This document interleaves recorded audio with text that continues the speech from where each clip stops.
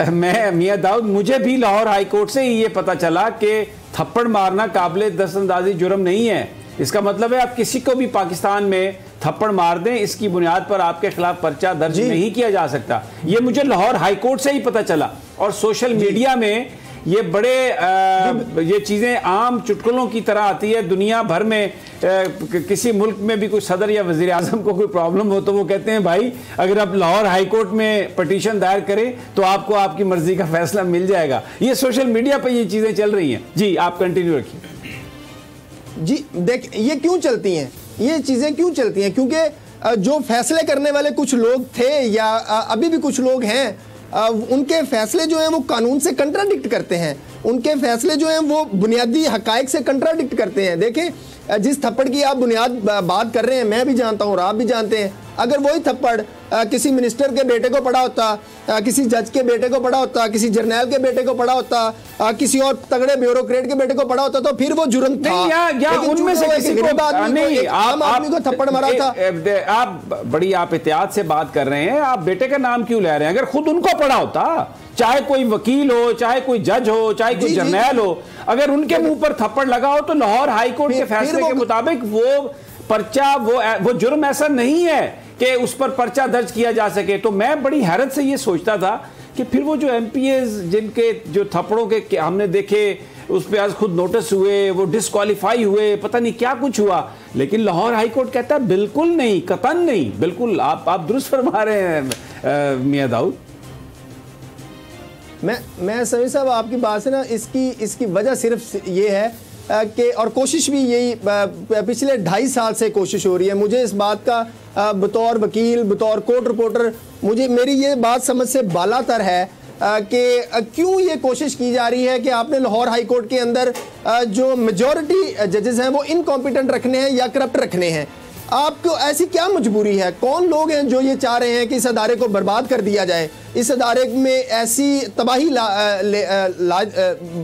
ले आई जाए कि जो आवाम है, जो गरीब लोग हैं, गरीब साइलिन हैं, उनके मिसाल के तौर पे अगर आप किसी करप्ट बंदे को लाहौर हाई कोर्ट का जज बना देते हैं और उसके पास किसी गरीब के प्रॉपर्टी का केस आ जाता है जिसके ऊपर किसी एमपीए, एमएनए या किसी एबीसी बंदे ने कब्जा किया हुआ है, तो उस बंदे को तो फिर कभी जिंदगी में इंसाफ नहीं मिला, क्योंकि वो बंदा फिर उसी किसी न किसी फोर्स को, किसी न किसी ग्रोह को प्रोटेक्ट करेगा।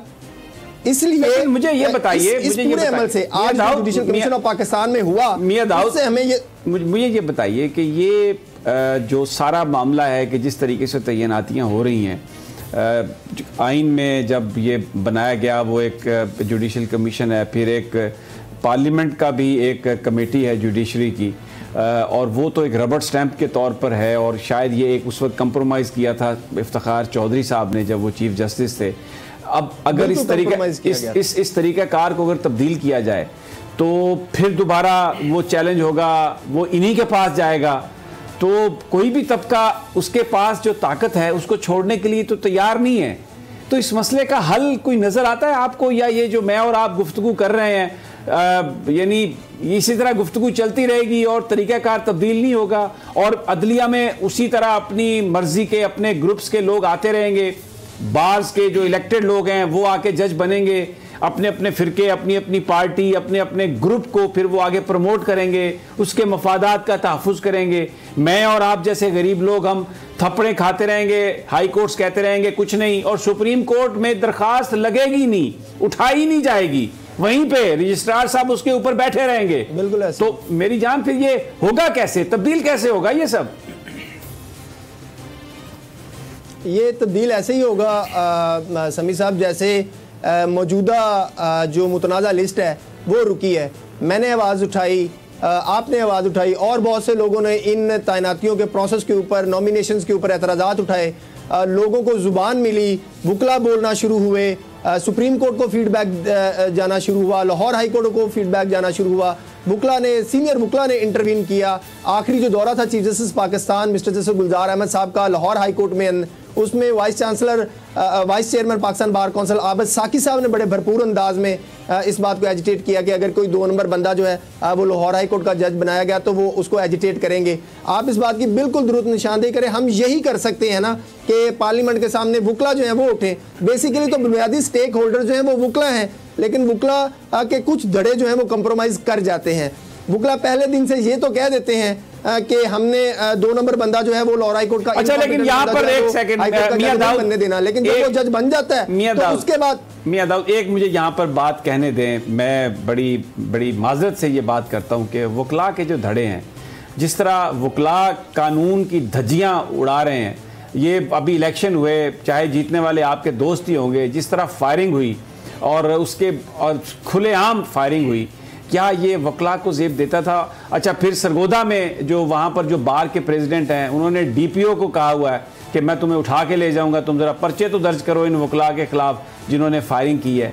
तो ये वकला आप कहते हैं कि ये तब्दीली लाएंगे, ये ऐसे जजेस लाएंगे जो आवाम को कानून देंगे, इंसाफ देंगे, जो खुद अपने हाथों में गने लेके गोलियां चला रहे हैं किसी गैंगस्टर की तरह। माफ़ी चाहता हूँ, आप वकील भी हैं तो बड़े ताकतवर तबके से हैं, और हम तो जब अदालतों में जाते हैं तो बड़े डरते डरते जाते हैं कि कोई और 4 थप्पड़ ना लग जाएं। पहले थप्पड़ का केस नहीं अभी तक पूरा हुआ तो कोई और 4 थप्पड़ ना लग जाएं। लेकिन ये इन ग्रुपों से, और किसी बार काउंसिल ने मुझे बताएं, चाहे Punjab bar council, Pakistan bar council, Lahore high court bar, district bar, किसी ने कभी इन वकला से जो सरेआम ये काम करते हैं, तशद्दुद करते हैं, जजेस को मारते हैं, क्लाइंट्स को मारते हैं, किसी एक के खिलाफ कार्रवाई हुई? को आप मुझे बता सकते हैं कि जी फलां केस था, उसमें ये हुआ? गालियां निकालते हैं और उसके बाद प्रेशर डाल के कंप्रोमाइज करते हैं। जी मैं आपको निशानदेही कर दूं, मैं इस बात की मजम्मत करता हूं। पूरी जितने भी प्रोफेशनल वकला हैं या प्रोफेशनल वकला की क़यादत है, वो इस बात की मजम्मत करती है कि जो इलेक्शंस के ऊपर फायरिंग की गई वो नाकाबिले माफ़ी किस्म का जुर्म है। उससे पूरी वकला कम्युनिटी जो है वो बदनाम हुई है, ये नहीं होना चाहिए। लेकिन इस चीज़ का नोटिस लेते हुए ना सिर्फ वकला के ऊपर मुकदमा दर्ज किए गए हैं, बल्कि उनके लाइसेंस जो है वो भी सस्पेंड करके पंजाब बार काउंसिल जो है वो प्रोसीड कर रही है। देखें, इससे पहले भी आप देखें मॉडल टाउन कचहरी में जिस वकील ने जज के कमरे में घुसकर साहिल को मारा था, उसका लाइसेंस आज तक सस्पेंड है और उसके ऊपर मुकदमा भी दर्ज है।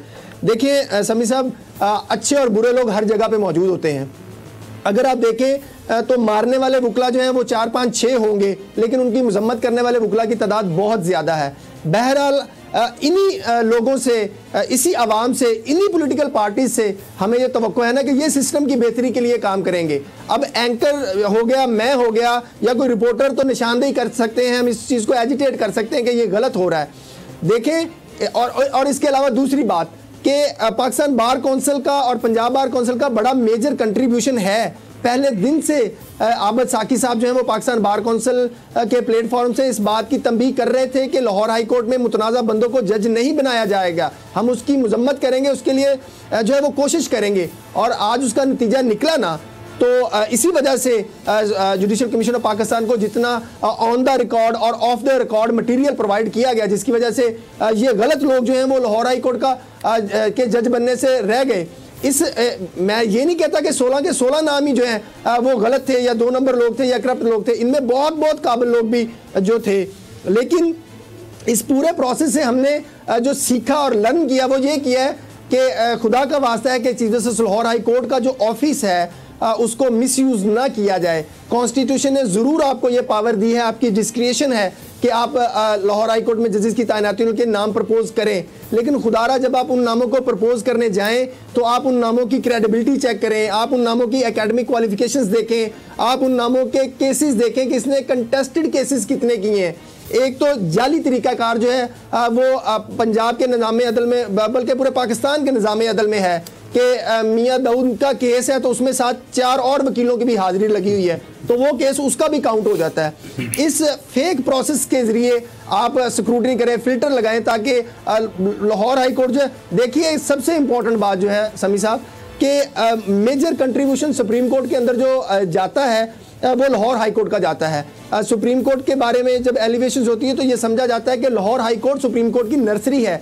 लेकिन अगर नर्सरी के पौधे जो हैं वही इनकॉम्पिटेंट होंगे, वही करप्ट होंगे, तो सुप्रीम कोर्ट आगे मुस्तकबिल में जाके आप खुद तवक्को करें कि वो कैसी बनेगी। मैं मिस्टर जस्टिस मसूद जहांगीर साहब की अदालत में बैठा हुआ था।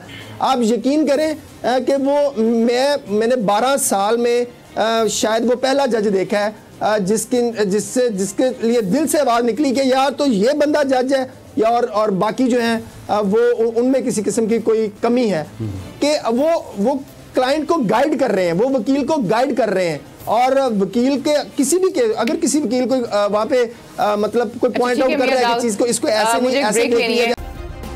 सब्सक्राइब करें और बेल दबाएं ताकि कोई खबर रह न जाए।